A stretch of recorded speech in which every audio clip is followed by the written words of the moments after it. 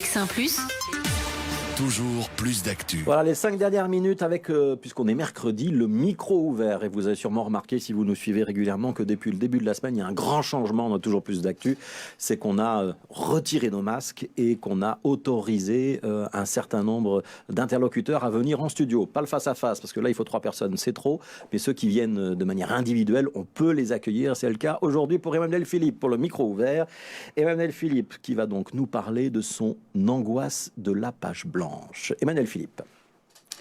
Le syndrome de la page blanche. Comme le disaient les Pixies, Where is my mind?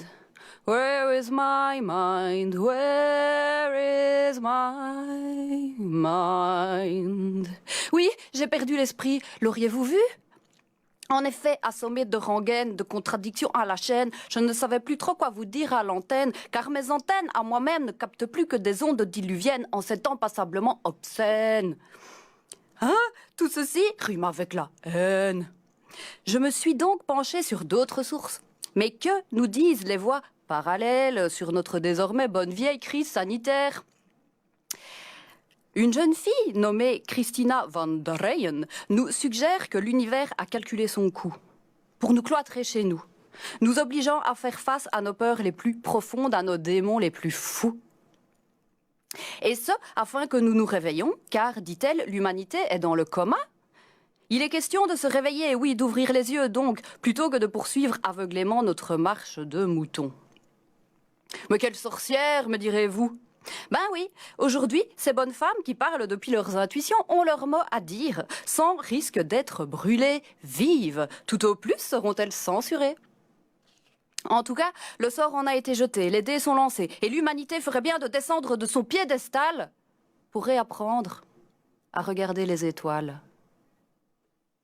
Et en parlant d'étoiles, tiens, que nous disent les astrologues ? Eh bien, selon eux, nous entrons dans l'ère du Verseau. C'est-à-dire l'ère du cœur, des libertés, de l'égalité, de l'innovation. Celui-ci succède à l'ère du poisson, caractérisée par les hiérarchies, les frontières et les religions. Mais de nos jours, qui dit la messe aux masses ? Les médias, pardi, les médias publics enchaînés au pouvoir, mais aussi les médias sociaux où tout un chacun se déchaîne.